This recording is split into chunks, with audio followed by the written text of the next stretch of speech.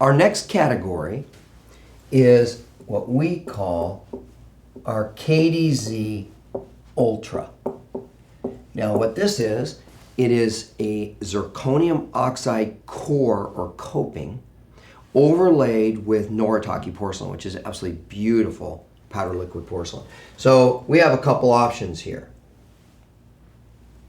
If this was our crown prep, we could either make a coping out of zirconium and then overlay with this beautiful ceramic.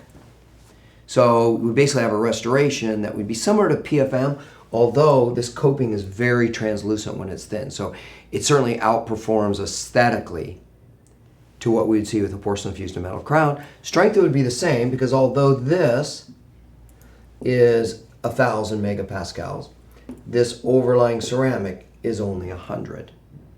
So that's certainly an option.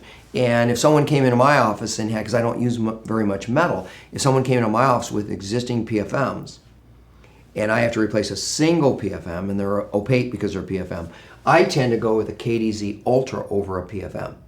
I just like the look of the ceramic, and also affordability. It's less expensive than a PFM. I don't have to worry about any potential metal allergies or toxicity. So we can use it like that, just like you'd always see a PFM. Where I think this material shines is to do a partial cutback.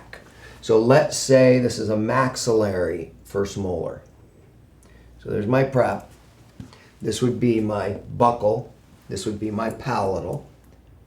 So what we do is I have the lab go ahead and cut back just the facial.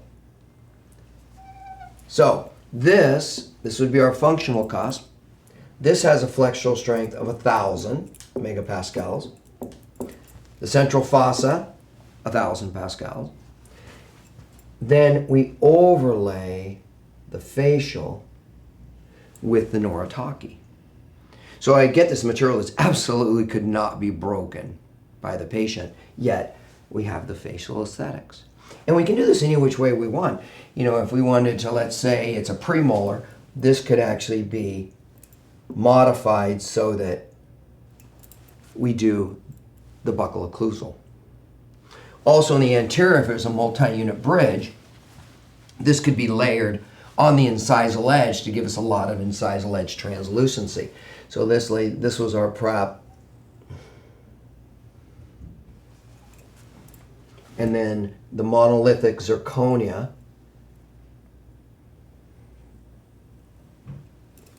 would be the coping. So we have maximum strength here. And then we take the Noritake and we put it facially and incisally. So we can make these look absolutely beautiful, but we have the high strength. And that would be our Ultra. And we either do it for single units, in lieu of a PFM. I tend to go the monolithic in the posterior and on first and second molars, but certainly in premolars, or if we're doing multi-unit bridges in the anterior, where we want multiple or ideal aesthetics. All right, so that's the Ultra.